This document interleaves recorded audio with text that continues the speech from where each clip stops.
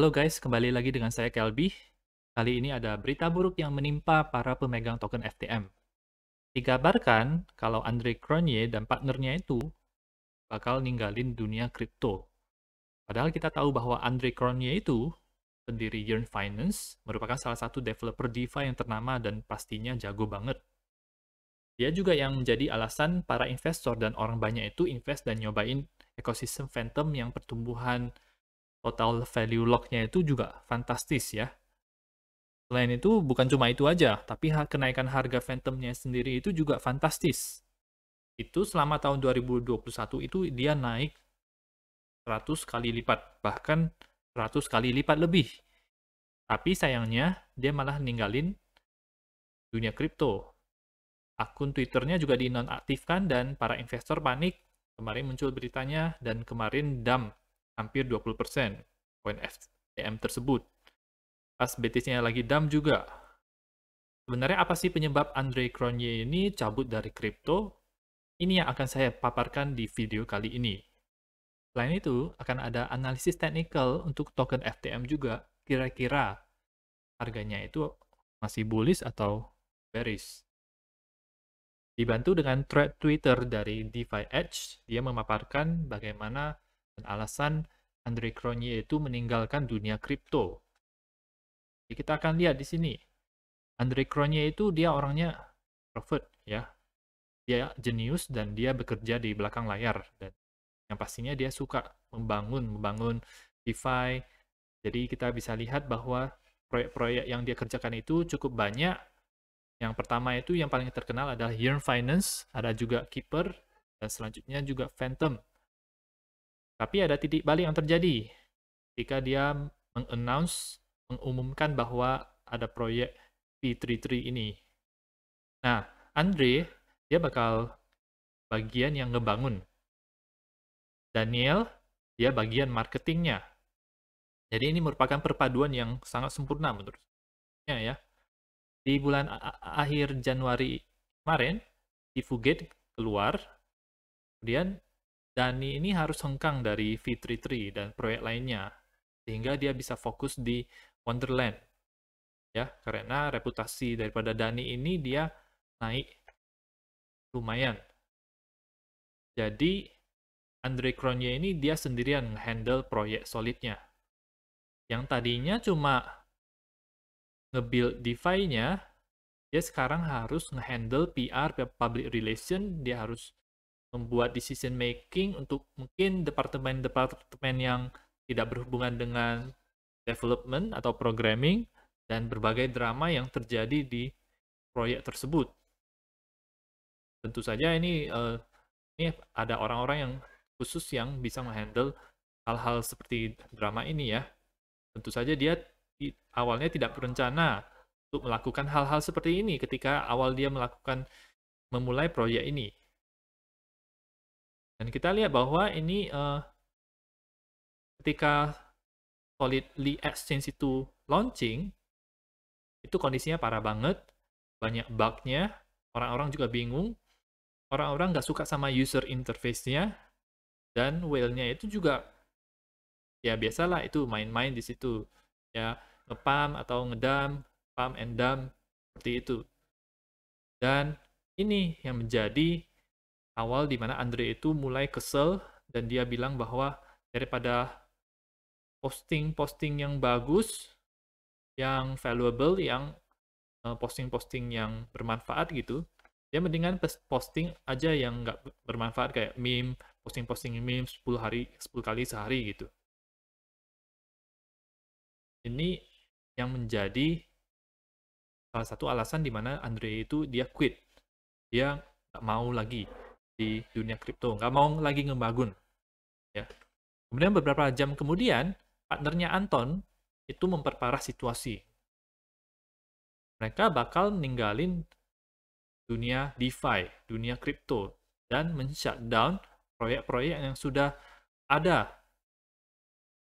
Dan koin FTM waktu itu dia drop 15% dalam 24 jam terakhir.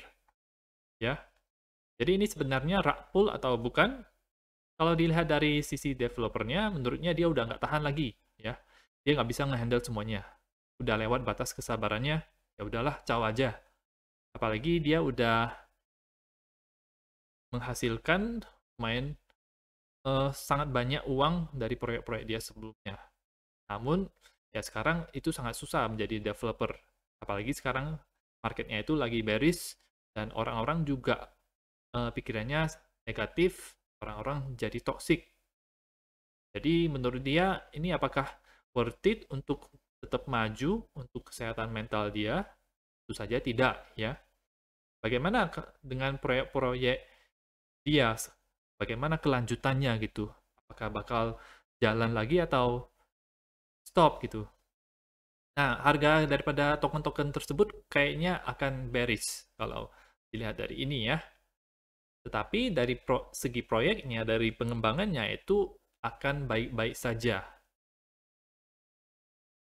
Yang lain akan mengambil tongkat estafetnya. Jadi ini merupakan hal yang bagus di DeFi. Ya. Apa yang terjadi kepada FTM sekarang? Jangan melihat rendah developer FTM. Mereka adalah salah satu developer yang sangat hebat. Ada Liquid Driver, Bithoven, Spirit Swap, SpookySwap. Mereka akan terus membangun. Memang Andre dan Dani itu sangat bertalenta, sangat jago banget di bidangnya masing-masing. Tetapi DeFi itu tidak hidup dan mati gara-gara mereka saja. Bakal ada generasi-generasi baru yang bisa membangun, yang bakal tetap berinovasi untuk ekosistem Phantom pada khususnya. Sekarang sih memang itu berat banget. Kayaknya market lagi hancur-hancuran. Apalagi Bitcoin-nya juga di bearish. Vibe-nya itu berbeda dengan vibe pada tahun lalu ya. Kalau 2021 kan itu sangat positif banget ya. Orang-orang bullish semua. Tetapi menurut dia DeFi itu baru mulai. Dan menurut dia, apakah ini Andre bakal hilang selamanya dari dunia kripto? Apakah dia bakal meninggalkan sepenuhnya? Menurut dia, dengan pasti ini jawabannya tidak. Karena menurut dia, Andre ini orangnya itu dia nggak bisa tenang-tenang aja di pantai, santai gitu. Dia nggak bisa, dia orangnya bukan seperti itu. Passion dia itu adalah building. Dan di dalam dunia kripto itu sendiri, dia bakal kembali dan bakal memfix ini, dia bakal memperbaiki situasi ini. Dan mungkin muncul dengan inovasi yang baru, mungkin. Ya, dari segi fundamentalnya sih sebenarnya kalau kita lihat, itu merupakan berita yang buruk banget menurut saya kalau sampai developernya itu developer yang ternama itu sampai keluar dari ekosistemnya. Ya, karena nggak ada nama-nama keren yang bisa menjual ya pada para investor gitu. Itu jadi seperti kalau misalnya Vitalik Buterin itu meninggalkan Ethereum, Gavin Wood meninggalkan Polkadot, Charles Hoskinson itu dia meninggalkan Cardano. Perlu ada figur-figur penting di token-token tersebut, koin-koin tersebut, sehingga dia itu bisa memberikan lebih menjual daripada kalau misalnya tidak ada figur pentingnya itu. Di sini figurnya itu pergi dan ini justru membuat fundamentalnya itu semakin lebih buruk dari segi timnya ya. Tetapi kalau dari segi pengembangan DeFi-nya itu ini jadi masih ada tim-tim yang bekerja di DeFi tersebut. Jadi bukan hanya Andre Cronje saja yang bekerja di situ. Meskipun pada awalnya ketika Yearn Finance itu dibuat, itu merupakan single fighter aja. Jadi cuma Andre Cronje aja yang melakukan itu, dia yang membangun itu. Ya, itu yang pertama kali membuat dia menjadi terkenal. Jadi kita lihat kalau dari partner Andre-nya itu, Anton, ini adalah Twitter mengenai mereka memutuskan bahwa mereka tidak akan mengkontribusi lagi di dunia kripto, mereka bakal men-terminate 25 aplikasi kripto. Salah satunya adalah Yearn Finance, Keeper Network, Multichain, Chainlist, Solidly Exchange, dan berbagai lainnya. Tetapi sebenarnya yang benar itu adalah ini. ada CEO dari FTM, dia mengklarifikasi bahwa sebenarnya yang terjadi itu adalah mereka bukan men-terminate 25 proyek yang sudah berjalan tersebut. Ini ada kesalahpahaman di sini. Mereka men-terminate itu maksudnya kesertaan mereka di dalam proyek tersebut ya, tetapi setelah itu mereka menghandle mengasih proyek tersebut kepada tim-tim yang sudah ada sebelumnya. Proyek-proyek ini sudah ada sebenarnya tim-timnya gitu. Jadi bukan hanya mereka saja, Andre sama Anton tersebut. Misalnya Yon Finance di sini, kemudian Multi Chain juga ada di sini. Ini kemudian ada juga tim yang ingin mengambil alih Solidly. Jadi proyek-proyek ini itu tidak akan tutup development-nya. Jadi tetap akan terus dikembangkan.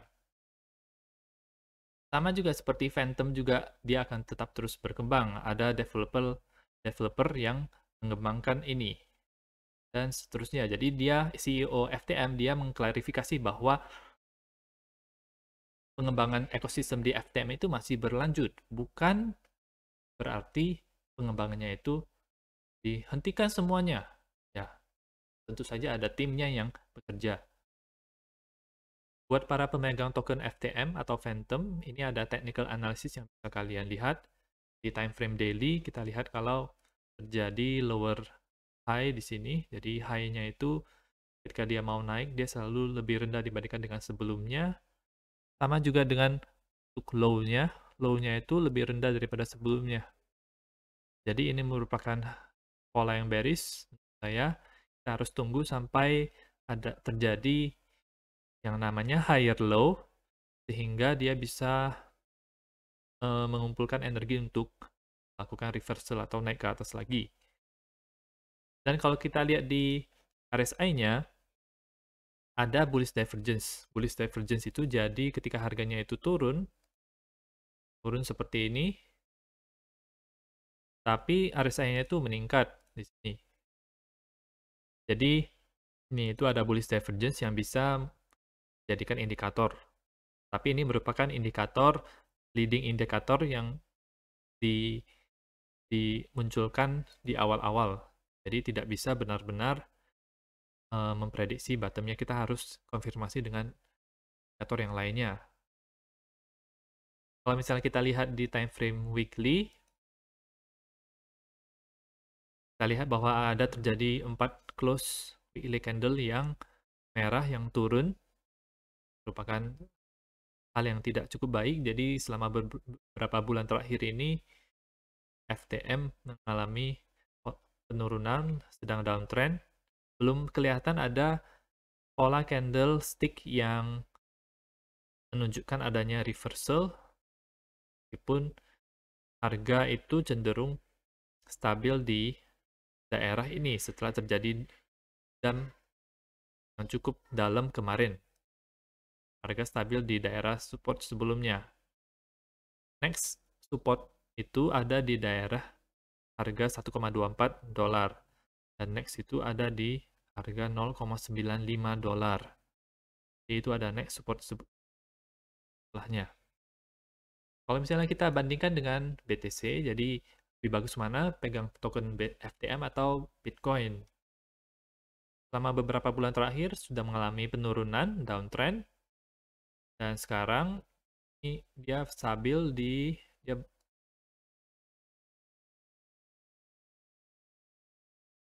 bounce sedikit di daerah 88,6. Dari RSI-nya sendiri ini sudah tembus ke bawah juga, seperti untuk FTM USDT time frame weekly ke bawah 50. Kalau kita lihat dari Elliott Wave, misalnya wave pertama itu ada di sini, maka ini juga sudah selesai sebenarnya. Jadi menurut saya ini akan ada koreksi atau konsolidasi yang terjadi untuk FTM BTC khususnya. Kemungkinan akan ada naik sedikit dulu, yang pasti dia akan membuat semacam lower high, tetapi kita tidak tahu akan seberapa tinggi. Menurut saya mungkin tidak signifikan karena adanya berita buruk yang beredar. Setelah dia membuat higher, lower high maksud saya, kemudian dia akan buat lower low lagi, melanjutkan. Itu yang kita bisa lihat untuk FTM BTC di time frame weekly. Jadi menurut saya sudah selesai ini.